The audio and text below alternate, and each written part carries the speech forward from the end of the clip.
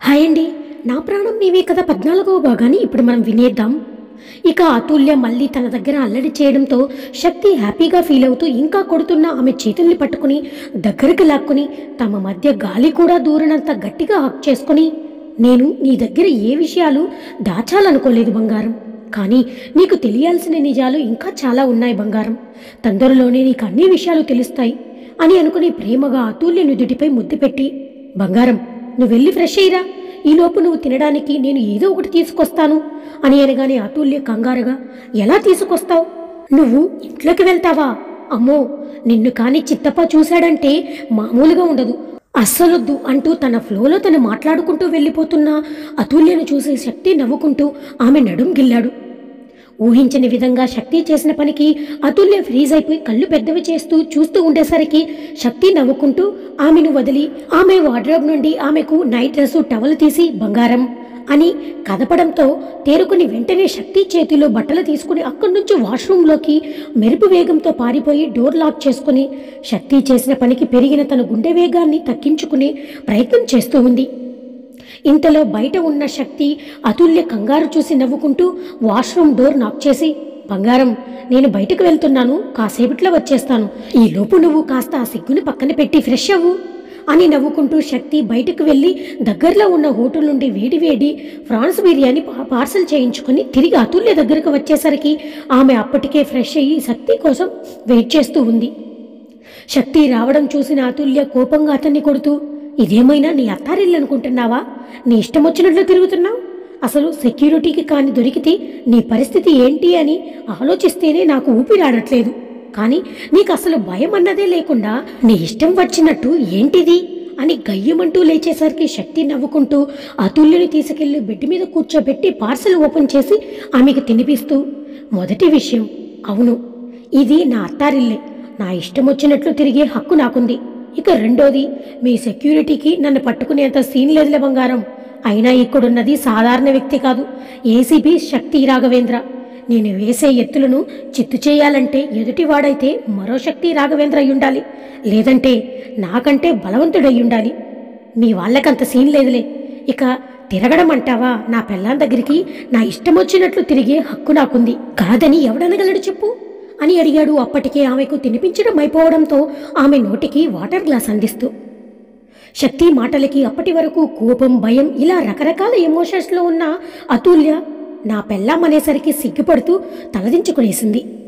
ఆమె మొహంలో సిగ్గు వల్ల వాలిపోయిన కనురెప్పలు, ఎర్రగా మారిన ఆమె చెక్కిళ్ళు శక్తిని కంట్రోల్ తప్పేలా చేస్తూ ఉంటే కష్టంగా తనని తాను కంట్రోల్ చేసుకున్న హ్యాండ్ వాష్ చేసుకుని వచ్చి అతుల్యను తన ఒడిలో కూర్చోబెట్టుకుని ఆమె ముంగుర్లు సరిచేస్తూ, బంగారం రేపు నీకు నా లైఫ్లో బాగా ముఖ్యమైన వ్యక్తిని పరిచయం చేయబోతున్నాను అని అనగానే అతుల్య శక్తి గుండెల్లో ఒదిగిపోతూ చిన్నగా తలెత్తి అతని కళ్ళల్లోకి చూస్తూ, ఎవరు సిబి అని అడిగింది.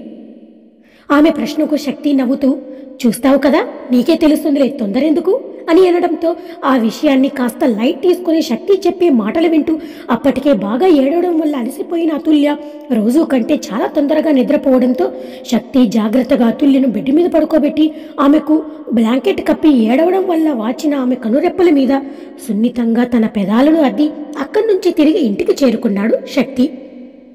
ఇంటికి వెళ్ళిన శక్తి అతుల్య గురించి ఆలోచిస్తూ ఉన్నాడు. తను పోలీస్ అని తెలిస్తే ఆమె ఇంత రియాక్ట్ అయింది, ఇప్పుడు తను హ్యాండిల్ చేస్తున్న ఫస్ట్ కేసే ఎప్పుడో మరుగున పడిన తన తల్లిదండ్రుల కేసని తెలిస్తే ఇప్పటికైనా నేరస్తుల్ని పట్టుకుంటాను అని సంతోషిస్తుందో, లేకపోతే తను ప్రొఫెషన్కి ఆమె ముసుగులో దాగున్న భయంలాగానే ఈ విషయానికి కూడా భయపడుతుందా అని ఆలోచిస్తూ ఉన్నాడు. కానీ ఏది ఏమైనా అతుల్య తల్లిదండ్రుల యాక్సిడెంట్ చేయించింది ఎవరో తెలుసుకోవాలని శక్తి గట్టిగా నిర్ణయించుకున్నాడు.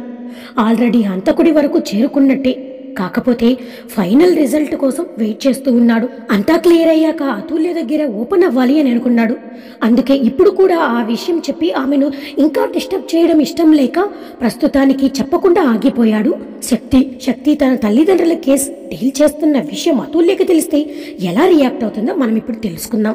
ఇక ఉదయాన్నే నిద్ర లేచిన అతుల్యకు రాత్రి శక్తి రావడం దగ్గర నుంచి అంతా ఆమె కళ్ళ ముందు ఒక్కసారిగా ఫ్లాష్ లాగా మెదిలేసరికి శక్తి చేసిన అల్లరి, అతను ఇచ్చిన నమ్మకం, తనపై అతను చూపిస్తున్న ఎనలేని ప్రేమ అంతా గుర్తుకు వచ్చి చిన్నగా బ్లష్ అవుతూ, నన్ను మార్చేశావురా పోలీసోడా, పూర్తిగా నీ మాయలో పడేశావు, నీకోసం నిన్నే దూరం పెట్టేంత పిచ్చి ప్రేమ నీ మీద పెంచుకున్నాను. కానీ నువ్వు నా మీద చూపిస్తున్న ప్రేమను ఎట్టి పరిస్థితుల్లోనూ దూరం చేసుకోవడానికి నా మనసు ఒప్పుకోవట్లేదురా. నీ ప్రెజెన్స్లో నా మనసు వీక్ అయి పూర్తిగా నీకు లొంగిపోతూ ఉంది. నిన్న మొన్నటి వరకు నీ విషయంలో ఎటూ ఒక నిర్ణయానికి రాలేక నేనెంత నరకమో చూశానో నాకే తెలుసు. కానీ రాత్రి నువ్విచ్చిన ధైర్యంతో బలంగా నువ్వే కావాలి అని అయితే నిర్ణయం తీసుకున్నాను. స్వార్థంతో తీసుకున్న ఈ నిర్ణయం ఏ అనర్థానికి దారితీస్తుందనని భయంగా ఉన్నా ఏం జరిగినా నువ్వున్నావు, నువ్వు చూసుకుంటావు, నువ్వు నన్ను ఎట్టి పరిస్థితుల్లోనూ ఒంటరిగా వదిలిపెట్టవు అన్న నమ్మకం అంతకంటే బలంగా ఉంది నా మనసులో.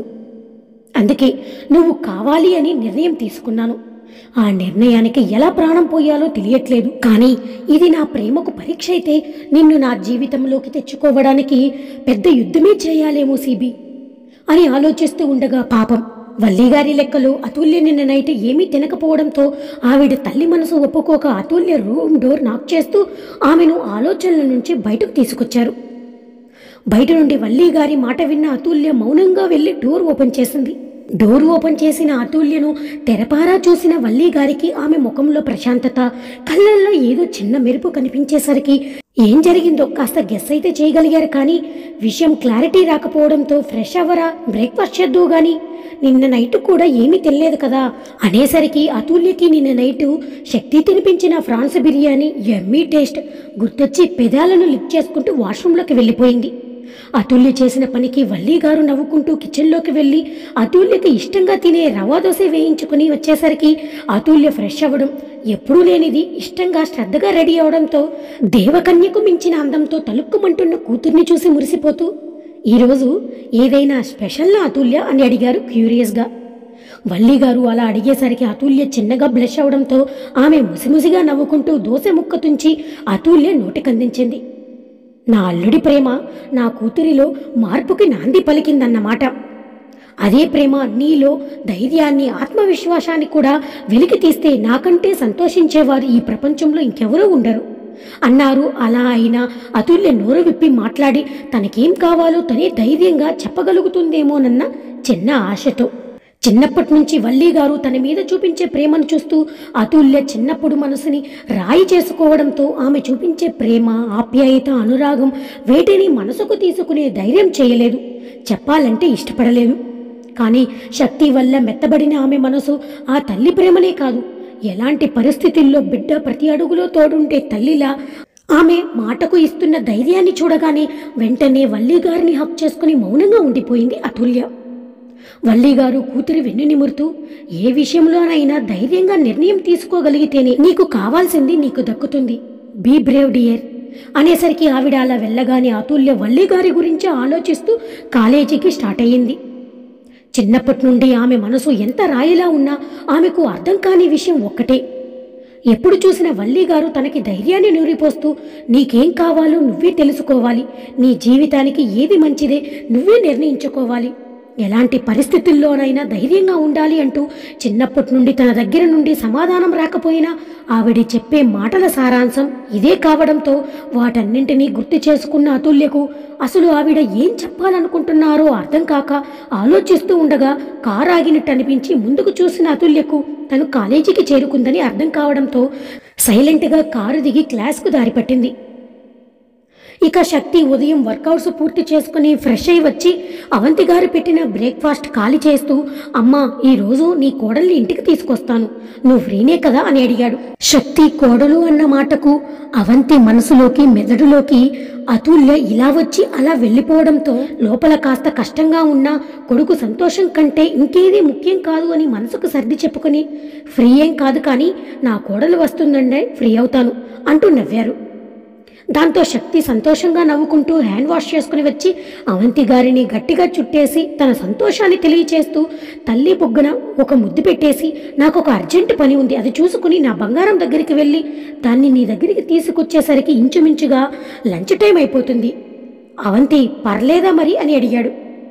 దానికి ఆవిడ నవ్వుతూ, ఏం పర్లేదు, ఈ లోపల నేను కూడా నా కోడలికి నా చేతి వంట రుచి చూపించడానికి వంటగదిలో కుస్తీ పడతానులే అని అనడంతో శక్తి సంతోషంగా ఆమెను హక్ చేసుకుని బాయ్ చెప్పి కాసేపటి క్రితం తనకి వచ్చిన ఫోన్ కాల్ గురించి ఆలోచిస్తూ వాళ్ళు మారన్ రైట్ హ్యాండ్ అయిన ఖాళీని ఉంచిన ప్లేస్కి బయలుదేరాడు.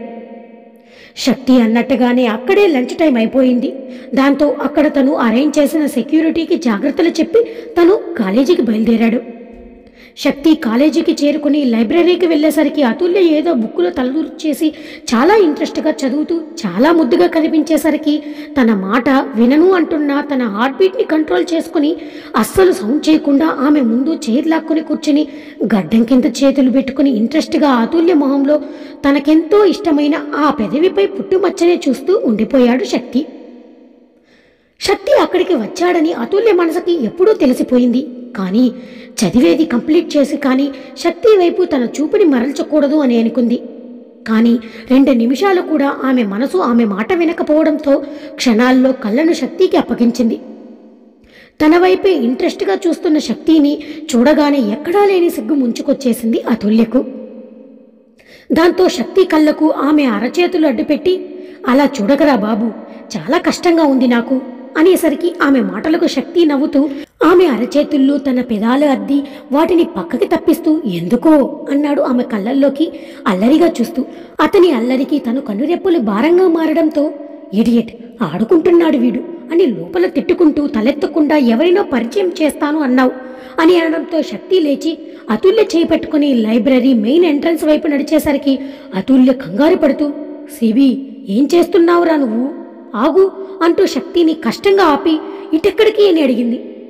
ఆమె ప్రశ్నకు శక్తి ఎలాంటి తడబాటు లేకుండా ఇంకెక్కడికి, బయటికి పద అంటూ అతుల్య చేయి పట్టుకునేసరికి ఈసారి శక్తి ఊహించని విధంగా అతుల్యనే శక్తి చేయి పట్టుకుని ఇది వరకు అతను తనని బయటకు తీసుకెళ్లిన దారిలోనే బయటకు తీసుకొచ్చి తన చున్నీని తీసి స్కార్ఫ్లా ఫేసుకు చుట్టుకుని ముఖమంతా కవర్ చేసుకుని పద అనేసరికి శక్తి కాస్త కోపంగా ఇప్పుడు మనమెందుకు ఈ దొంగదారిలో వచ్చామని అడిగాడు.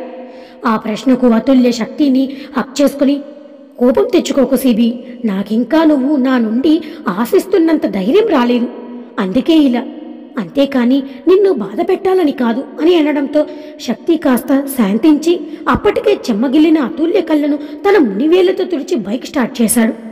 మొదటిసారిలా కాకుండా అంతకంటే సంతోషంగా శక్తిని వెనుక నుండి చుట్టేసి ఆ బైక్ రైడ్ని ఎంజాయ్ చేస్తూ అతని వీపుకి తల ఆనించి నిశ్చింతగా కళ్ళు మూసుకుంది అతుల్య.